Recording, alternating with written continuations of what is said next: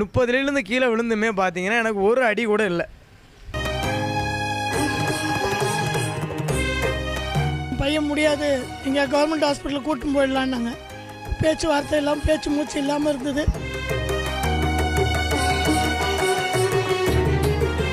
கொடுக்குறத நான் வாங்கிட்டு இருக்கேன், எல்லாத்தையும் நான் அனுபவிச்சுட்டு தான் இருக்கேன்.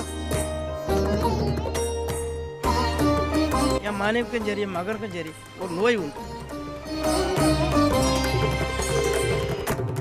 ஆனால் ஒவ்வொரு கஷ்டத்துக்கும் ஒரு அர்த்தம் உண்டுங்கிறது எனக்கு புரிய வச்சவர் ஐயா தான்.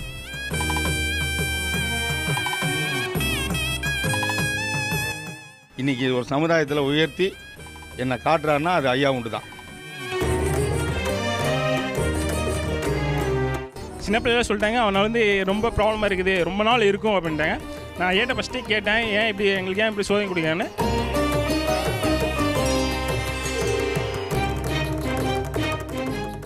என் மூலியமாக நிறைய பேர் கூட்டம் வந்து இது பண்ணியிருக்கிறேன். அவங்களுக்கும் பல அற்புதங்கள்லாம் பண்ணியிருக்கிறார் ஐயா. ஒருத்தவங்க வந்து ஒரு வாட்டி வருவாங்க, 2 வாட்டி வருவாங்க, போனால் நடக்கலை, அப்படி கிடையாது. முழுசாக நீங்கள் தான் ஐயா தான் எனக்கு அப்படி நம்பி பிடிச்சிங்கன்னா கண்டிப்பாக ஐயா உங்களுக்கு நல்லதை நடத்தி கொடுப்பாரு.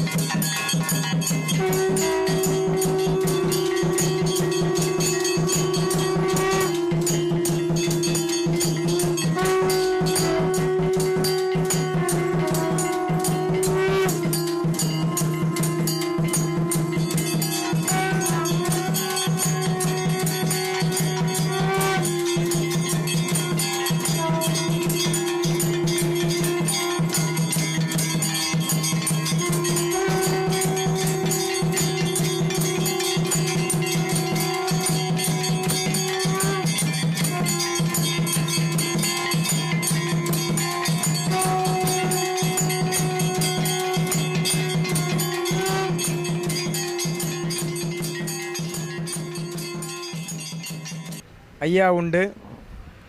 சர்வமும் வைகுண்டமயம், சர்வமும் வைகுண்டமயம். என் பேர் பார்த்தீங்கன்னா பார்த்திபன். இது வந்து பார்த்திங்கன்னா பெரும்பாக்கம். பெரும்பாக்கத்தில் அற்புதப்பதி ஐயாவோட நம்ம சாமித்தோப்பு வந்து மூலஸ்தானப்பதி. இது பார்த்திங்கன்னா நம்ம ஐயாவோட கிளை.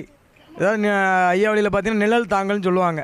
அந்த மாதிரி பெரும்பாக்கத்தில் வந்து பார்த்திங்கன்னா அற்புதப்பதின்னு சொல்லிட்டு ஒரு நிழல் தாங்கல் வந்து இங்கே வந்து உருவாகிருக்கு. என் பேர் மனோகர். நான் எங்கள் ஐயா வீட்டுக்கிட்ட ஒரு 25 வருஷமாக வந்துக்கிட்டு இருக்கேன். எங்கள் ஐயா வந்து எனக்கு கணக்கே இல்லை.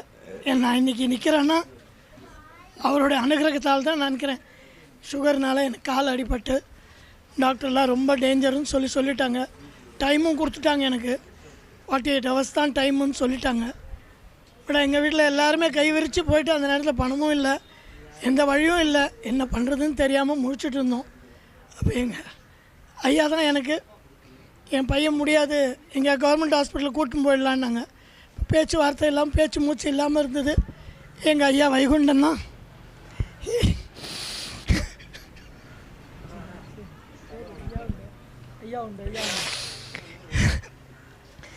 இன்றைக்கி நான் நிலச்சி நிற்கிறேன்னா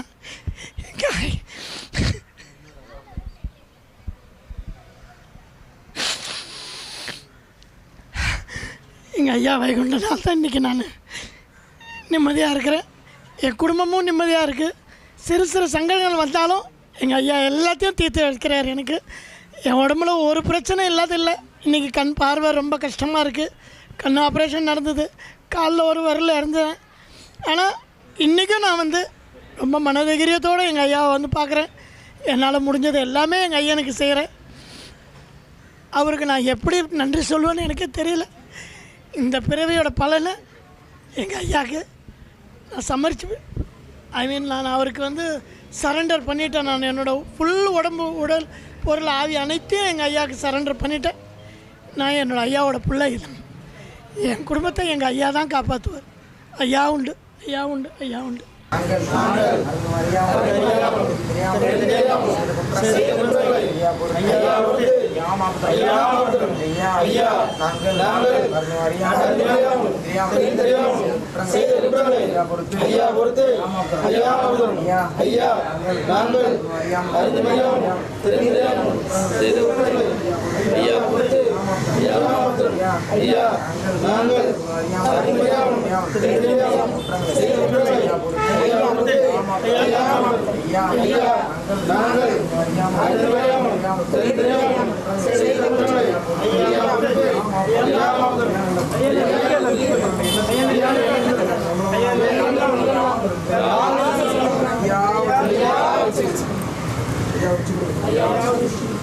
பேர் மோகன். இந்த பதிவு வந்து ஒரு 5 வருஷமாக தான் ஒருத்தவரால் எனக்கு அறிமுகம் ஆச்சு. அவரோட பேர் மகேஷ். அவர் மூலியமாக தான் என்னை இங்கே கொண்டு வந்தார். இங்கே கொண்டு வந்து சில விஷயங்கள் எனக்கு நல்லதாக நடந்துக்கிட்டு இருக்கு. இன்னும் எனக்கு கொடுத்துக்கிட்டு தான் இருக்கார் ஐயா. கொடுக்குறத நான் வாங்கிட்டு இருக்கேன். எல்லாத்தையும் நான் அனுபவிச்சுட்டு தான் இருக்கேன். அவர் இருக்க எனக்கு இன்னும் மேலே உயரத்துக்கு இன்னும் எனக்கு வாக்கு கொடுத்துருக்காரு. அதேமாரி கொடுத்தது இல்லாமல் எனக்கு இன்னும் உயர்த்தி கொடுத்துக்கிட்டு இருக்காரு. அதுக்கு தகுந்த மாதிரி நான் அவருக்கு என்னால் முடிஞ்ச பணியோடையே அவருக்கு நான் செய்கிறேன். ஐயா உண்டு. ஐயா உண்டு. என் பேர் முத்து காமாட்சி. ஐயா நான் இங்கே ஒரு 8 வருஷமாக வரேன். பெரும்பாக்கம் ஸ்ரீமன் ஐயா நாராயண சுவாமி திருப்பதிக்கு 8 வருஷங்களாக நான் வரேன். என்னால் முடிஞ்ச ஐயாவுக்கு செய்கிறோம். ஐயா எனக்கு மேலும் மேலும் நன்மை தான் கொடுத்துருக்கார். ஐயா உண்டு. என் பேர் காசிராமர். சென்னை மேடவாக்கம் பெரும்பாக்கத்தில் உள்ள அற்புதபதி ஐயா வைகுண்ட நாராயண பரம்பொருள். உண்மையிலே சந்தோஷமாக இருக்கேன். நான் கிட்டத்தட்ட ஒரு 7-8 வருஷமாக வர்றேன். நான் முத பதியில் ஐயாவை பார்த்தது இங்கே தான். முத நான் பதியேறி வந்தது இந்த பதி தான். எவ்வளோ கஷ்ட காலங்கள் அனுபவிக்கிறது அது மனித வாழ்வையில் உண்டு தான். ஆனால் ஒவ்வொரு கஷ்டத்துக்கும் ஒரு அர்த்தம் உண்டுங்கிறது எனக்கு புரிய வச்சவர் ஐயா தான். நிறையா புரிதல்கள் இருக்குது. உள்ள ஒவ்வொரு அசைவுக்கும் ஒரு அர்த்தம் இருக்குது அப்படிங்கிறத ஐயா எனக்கு உணர்த்தியிருக்காரு. அதுபோக ஐயாவோட அருள்வாக்கு எனக்கு அவங்களோட நட்பு கிடைச்சது பெரிய பாக்கியமாக நினைக்கிறேன். ஐயாவே அவங்க உருவத்தில் வந்து எனக்கு வழி நடத்துகிறதா நினச்சிக்கிறேன். ரொம்ப சந்தோஷமாக இருக்குது. அனைத்து மக்களும் நிறைய மக்கள் வரணும் இந்த அற்புத பதிக்கு. எல்லாரும் அனைவரும் ஐயாவோட அருள் பெறணுங்கிறது எனக்கு ரொம்ப சந்தோஷம்.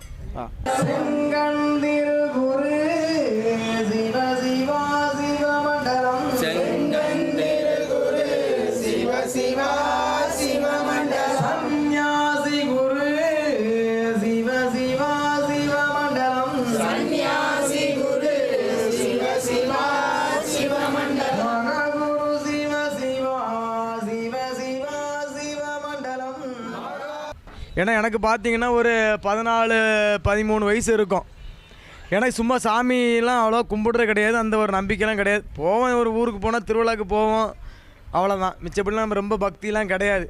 அப்போது ஒரு சமயத்தில் பார்த்தீங்கன்னா எங்கள் ஊருக்கு வேலைக்கு எங்கள் ஐயாவோட திருவேடோசு திருவிழாவுக்கு போயிருந்தோம். அந்த சமயத்தில் திருவிழாலாம் நல்லபடியாக முடிஞ்சிச்சு. அப்போ நாங்கள் சின்ன பசங்க தானே. அப்போ என்ன பண்ணோம், திடீர்னு சொல்லிட்டு எல்லாம் இளநீ பறிக்கிறதுக்காண்டி மரத்தில் ஏறணும். அந்த மரம் பார்த்தீங்கன்னா திடீர்னு 25 அடி 30 அடி மேலே அந்த மரம். அப்போ எனக்கு சாமி நம்பிக்கைலாம் அந்தளவுக்கு கிடையாது. அப்போ பார்த்தீங்கன்னா நம்ம மேலே மரத்து மேலே ஏறியாச்சு. திடீர்னு ஒரு 25-30-50 இளநீ மேலே பறித்து போட்டாச்சு கீழே. அப்போ கூட இருந்த பசங்களாம் அப்போ சின்ன பசங்க தானே.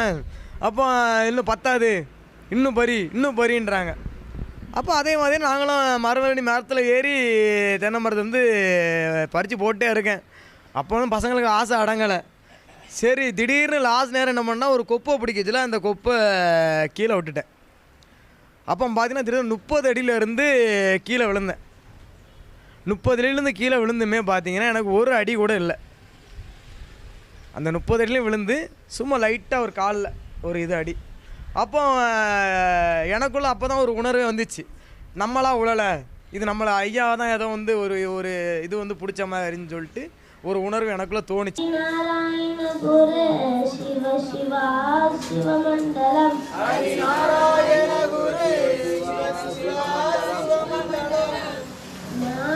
குருநாதன் சிவ சிவா சிவமண்டலம் செங்கன் திருகுரு சிவ சிவா சிவமண்டலம் செங்கன் திருகுரு சிவ சிவா சிவமண்டலம் குண்டலம் குரு குண்டலமே சிவ சிவா குரு மண்டலம்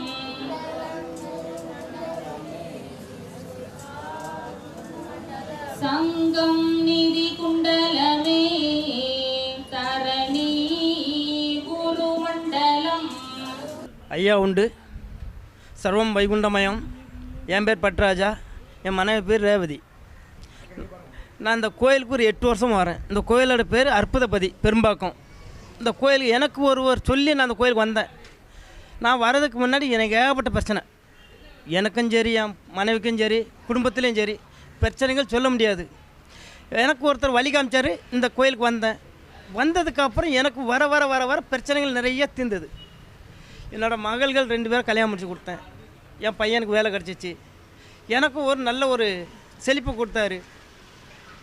ஆனால் என்னோடய தொழில் இன்றைக்கும் நான் பண்ணுற தொழில் மேலும் மேலும் நல்லா இருக்குது. ஐயா கொடுத்த செழிப்பு. என் மனைவிக்கும் சரி, என் மகனுக்கும் சரி ஒரு நோய் உண்டு. அது ஒரு ஃபிக்ஸு மாதிரி வரும். நான் ஆஸ்பத்திரிக்கு கூப்பிட்டு போனேன். ஹாஸ்பிட்டல் மெடிசன் சாப்பிட்றாங்க. ஆனால் அது வந்துக்கிட்டு இருந்துச்சு.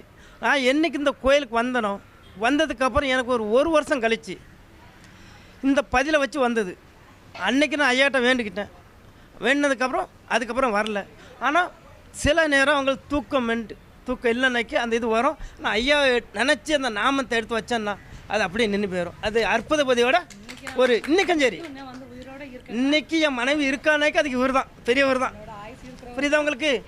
அதனால் அவர் நாமத்தை எடுத்து இன்றைக்கி வச்சாலும் அந்த இது இன்றைக்கும் கிடையாது. அது எங்கள் ஐயா மேலே. ஆனால் இன்றைக்கி நான் அந்தளவுக்கு இருக்கானாக்கி அது இவர் கொடுத்த பாக்கியம். எங்கள் அப்பன் கொடுத்த அவர் அப்பன், நான் புள்ள. அவருக்கு என்னோடய உயிர் இருக்க வரைக்கும் அவருக்கு நான் பணி செய்வேன். இந்த அற்புதபதி ஐயா உண்டு. ஐயா உண்டு. என் பேர் விஜயகுமார். நான் பெருமக்கம் பகுதியில் தான் வசிக்கிறேன். கடந்த ஒரு 11 ஆண்டுகளாக நான் இந்த ஐயா பதிக்கு வந்திருக்கேன். வரும்போது ஐயா யாருன்னு எனக்கு தெரியாது. ஐயா யாருன்னு தெரியாமல் இந்த பதிக்கு நான் வந்தேன். அதுக்கப்புறம் படிப்படியாக ஐயா உண்டு. அவர் யாருன்றது நான் தன்னை உணர்ந்து அவருக்கு தர்மம் எடுத்து ஐயாவுடைய பணியோடைய செய்ய எனக்கு எல்லா விஷயமும் ஐயா செய்து கொடுத்தாங்க. அது மட்டும் இல்லை, சாமி எனக்கு கும்பிட தெரியாது. எனக்கு ஒரு ஆலயத்தை அமைச்சு ஐயாவுடைய ஆசீர்வாதத்தில் இன்றைக்கி ஒரு சிவன் ஆலயத்தை அமைச்சு ஐயா கொடுத்துருக்காங்க. அதையும் நான் பணியோட செஞ்சுட்டு ஐயாவுக்கும் பணியோட செஞ்சுட்டு வந்துட்டுருக்கிறேன். மிகப்பெரிய பாக்கியம். அது இல்லாமல் நிறைய இன்னல்கள், கஷ்டங்கள், பல பிரச்சனைகள் எனக்கு வந்தாலும் அதை மலை போல் ஒரு விஷயத்த பனி போல் எனக்கு ஐயா ஆக்கி இன்றைக்கி ஒரு சமுதாயத்தில் உயர்த்தி என்னை காட்டுறாருன்னா அது ஐயா உண்டு தான். அதனால் மேலும் மேலும் ஐயாவுடைய புகழ் பரவணும், ஐயாவுடைய வளர்ச்சி வளரணும். எல்லா மக்களுக்கும் நான் கண்ட ஐயாவுடைய உணர்வுகளை உணர்ந்த அதுபோல் என்னுடைய எல்லா மக்களும் ஐயா உணர்ந்து அவருடைய ஆசீர்வாதம் பெற்று வரணும்னு என்னுடைய ஆசை.